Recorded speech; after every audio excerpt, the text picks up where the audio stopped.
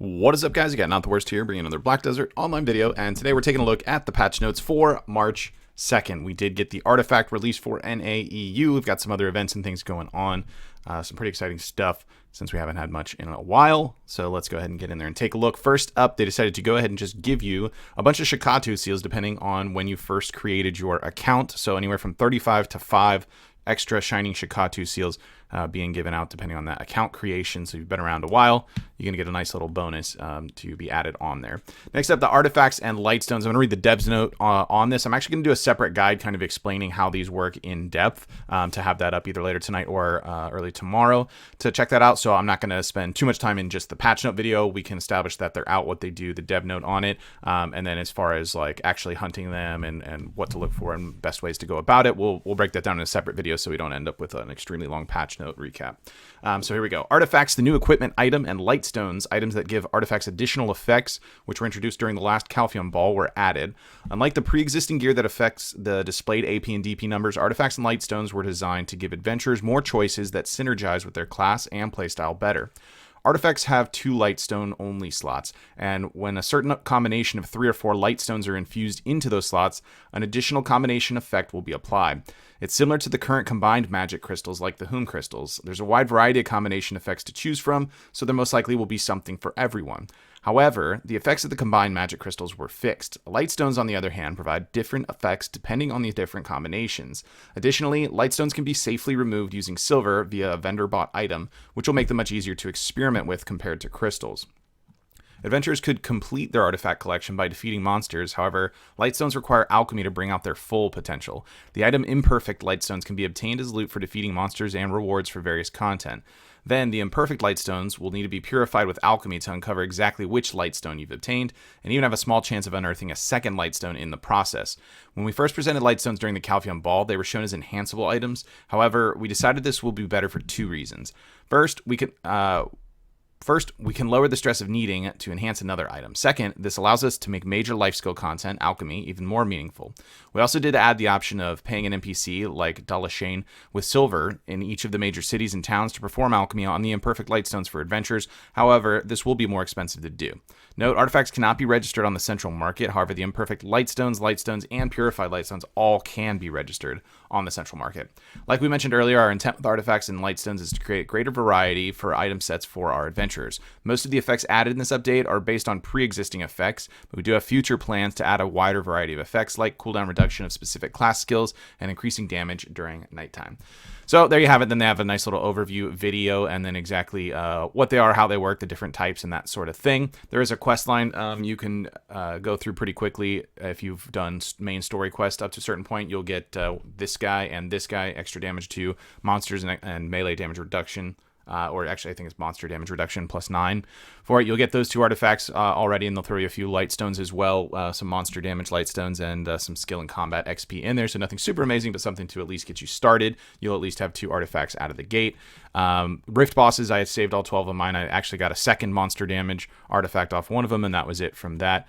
As far as dropping Lightstones, I've done 1 hour of grind so far, and I actually got 7 Lightstones in that hour, and it was all in the first 20 minutes, and then none after that, so RNG on that. Anyways, look forward to that guide if you haven't checked one out already for breaking this down and kind of explaining all that. Let's go ahead and move forward on to our events for this week. We do have 2 horse training ones, Today or Not Today, and then Horsing Around with Flowers, 2 events that are directly correlated with our horse training here. First up, we've got a Tame a Wild Horse daily quest available, which will give you Royal Fern Root, which is used for the Mythical Pegasus. There, so if you've been trying to get that, want to get some extra materials, definitely a way to go there. Then if you turn in horses level 15 or higher for Imperial Delivery, you're going to get additional delivery invoices, so a little bit of a bonus there. And of course, those are going to be swapped out for different horse gear items as usual when those events come around. Then we have Horsing Around with Flowers. First of all, you got a Mount XP +50%. Then we also have Life XP Gathering and Hunting +50% added onto the event just flat out. Then there's a Flowers of Oblivion event that goes with it. So during this event, you're going to receive Flowers of Oblivion when you turn in a horse for Imperial horse delivery, just more than what you normally are getting, increased by 1.5 to 2 times the amount that you normally see.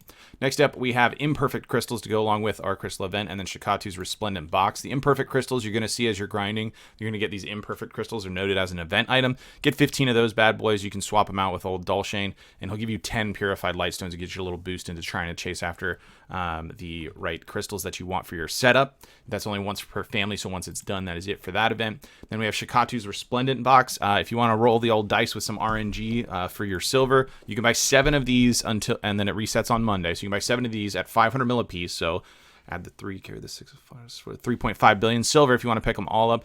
You'll then open these and you have a random chance of getting either the shinies box, the rarities box, or the luxuries box. And they have some pretty decent payout items. I'm assuming here that the difference between the blue and green is the rarity that some of these drop in it, because the items that are actually listed in it are the same. And the Shikatu's chest of shinies is also the one we're getting for the reward towards the end of the month.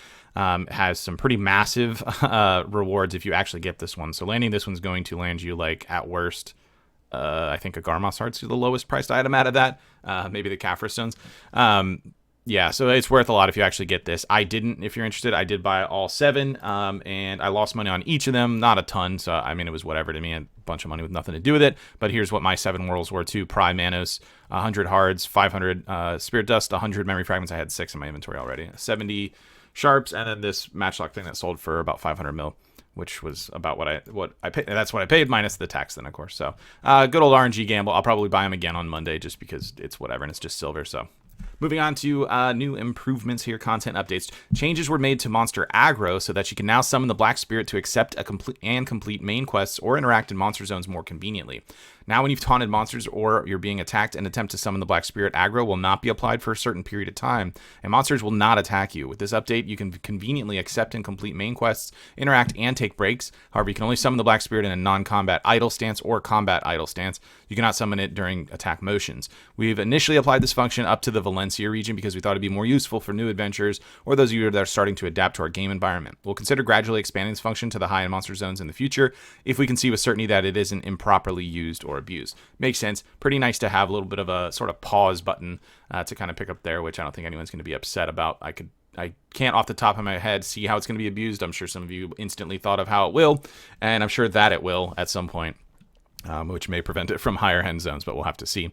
Moving on to item updates, the extra AP against monsters and monster damage reduction stats were particularly effective when facing monsters in PvE, and were also part of the Blackstar Gear's core identity. Thus, we decided to slightly increase the efficiency of the monster damage reduction stat, and plan on increasing the monster damage reduction by 10 for the Blackstar Armor 2 set effect in the following week. Regarding Blackstar defense gear, we're going to continue making adjustments that are especially focused on the stats granted at the pen enhancement grade, which makes sense because making pen Blackstar armor is just really terrible in general. They changed and unified the life skill mastery increase scroll, item collection increase scroll, etc. to simplify the crafting method of those scrolls, and then the relevant items. They give you a little before and after setup there. So just for example, before you have the event life skill mastery increase scroll in your Pearl inventory, now you're just going to get Secret Book of Florin, and instead of tagging each thing event, and of course those now stack. Monster updates, burdens weighing down on the ancient statues found in Gyphonrasia Temple Underground have grown heavier. We do have the changes we saw happening to the solo spot in Gyphonrasia on the Global Labs now implemented onto the live servers. The changes for this is during their wake up animation. If you're familiar with grinding that spot, they're now going to take reduced damage at that point. You're also no longer going to be able to make use of, if you had an AoE large enough to aggro 2 of them at the same time, which not all classes do, you were able to actually fight 2 of them at once and kind of double up your loot that you were getting in the same amount of time. You won't be able to do that. You're not going to get loot for both of them anymore, and they take reduced damage when you do that. So it's kind of a waste of your time to try and do the double pull method, since that was kind of not intended to begin with. You are, however, going to be getting a lot more loot off of the Decimators, because now when they despawn upon killing the large dude, the Decimators will also give you loot, whereas before it was just the 2 smaller guys giving you loot. That's now been changed, so you will get loot off of all of those guys, and the Despair Elite guy that spawns a whole bunch of the Decimators is also going to increase the number of monsters spawned. So not only will you get more of those monsters, you're now going to get loot for every single one of them that get killed when you kill the big one, so it should be a huge increase to your trash loot. And then we have a junk loot amount and item drop chance increase on the Butcher across the board, so a little more chance for rare drops there, and he should be dropping more trash. I believe he dropped the same in line as the other elites prior to that. Moving on to quests, we added recurring quests for each life skill to reflect the requests we received from our adventurers during the last Calpheon Ball regarding improvements on life skills. The items naturally obtainable from each life skill for adventurers who enjoy our life skill contents were set as quest objectives to lessen the burden of proceeding with quests. Also, our focus was on providing visible objectives. Life XP useful for progression and scrolls that will make playing through life skills more enjoyable are included in the rewards. We thank our adventurers who've enjoyed our life skill content due to the previous improvements made to life skills. We're going to continue to make our efforts to make life skills easier and more convenient to approach for many of our adventurers. And then they kind of break down, but for example, you get a weekly quest, you can turn in 50, which is delicacy, and then you're going to get 500 contribution XP for that, and then choose between some gold bars or some Floramus petals to go with it. And of course, that corresponds to each life skill, depending on which one you do there. It's also a weekly for farming as well. You may want to pick up if you just do that regularly, killing the mole that's going to be there, and then turning in your mysterious seeds. So just FYI for it.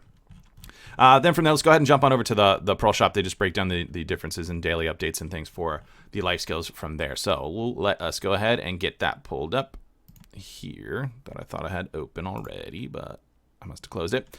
So Pearl Shop for this week. First up, we have the new outfit is the Lunar Blue for the Maewa outfit. Looks kind of standard to me, to be honest. There's nothing about this that says like amazing. It looks much like the Ninja outfit that already existed, so I guess there's that. But I mean, I don't know. If you told me this outfit was already in the game, I would have been like, yeah, for sure it is. It looks just like something that's already existent. Doesn't really pop. Maybe that's just because there's no boobs in it, and we know how I operate. Anyway, 3,400 pearls for the premium set for that, as is usual. Pearl box, we have the return of the doubling up on those 6,000 pearls, the 1+1. So if you want to drop $60 on some A coin, you're going to get double the amount of pearls for that, which isn't too shabby. If that's a little too pricey for you, but you want to spend a little something, you do have the option for the 1,000 pearl event, pearl box for an event setup there. So you can drop $10 and get $20 worth of pearls for you if you want to. Packages, we have the Warrior Choose Your Premium Outfit pack, along with every other class, just starting with Warrior there. So you can get a premium outfit at 50% off for each class type. So 1,700 pearls instead of the normal 3,400. Luckily, they decided to put all of these in the list in its entirety, and the picture they decided to choose was the Dark Knight Sinterna outfit because fuck it, we're all DKs around here, right? So if we scroll past all of those that didn't need to be listed, instead of just saying each class has one, we have the 6th anniversary packages. Moving on here, artisan bundles here, 2,800 pearls for level 1. It's 100 artisans. Then you get 2 40 stacks, an enhancement help kit, level 1, mystical custom enhancement pack, which you're going to choose between the artisan bundle or artisan's memory, 2 advice of destiny, 2 30 stacks or 1 40 stack, and then 10 memory fragments, another enhancement help kit, or 2 advice of memory. If you want to get the big pack at 5,200 pearls, it has 200 artisans in it. Then the custom box of convenience, as well as an enhancement help kit 2, 250 stacks, and then out of that convenience, you're going to pick either 2 artisan bundles or 50 artisan memories, 3 advice of destiny, 2 advice of Valks, 150 stack, or 150 stack instead of the 240s, and then either 20 memory fragments and enhancement help kit 2 or 3 advice of memories there. On that, that's about 20 pearls per artisan if you go with the 50 stack here, not including the RNG on the artisan memory bundle. For reference, that's like insanely good if you are a pearl purchaser as far as when they're cheap. There's also a 50% off coupon that's supposed to be going on. I think it's either tonight reset or the following day. I'm not 100%, but in the next 2 days, there's a 50% off coupon. So you should be able to apply that to this if you're not picking up the 180-day value pack, or you don't need it and you want to put it on this. It's going to be like 10 pearls per artisan, which is as cheap as it's ever been. If not, moving along, maybe pets is your thing. You've got Choose Your Classic Pets 3+3 pack for 2,700 pearls. You get 3 plus 3 pets, so there's that. Pretty self-explanatory. You can choose your rare pets, whatever set you need. They have one for each one. We have Choose Your Maids and Butlers 3+3. It's 3,600 pearls. You can get 6 of those bad boys. And then for silver items, of course, we talked about in the events, the resplendent boxes there for 500 mil a piece. We've got category sales, 40% off on interior. The weekly outfit sale for this week is the Mystic Rakshande costume at 2,720 pearls. And then we see the Sinterna adjustment that they made for this week, separating the gloves from the rest of the armor, which is in line with what they've done every single week. So there you have it for the patch notes and the Pearl Shop for this week. Let me know what you guys think about what's going on in the comment section down below. If you did enjoy the video, be sure to like it. If you're new to the channel, be sure to subscribe so you get notifications when new videos do go live. And if you'd like to catch me playing live, there's a link to my Twitch page in the description. You can jump on over there, drop a follow so you get notifications for that as well. With that said, that's going to be it for this one. I want to thank everybody for watching, and I will see you next time.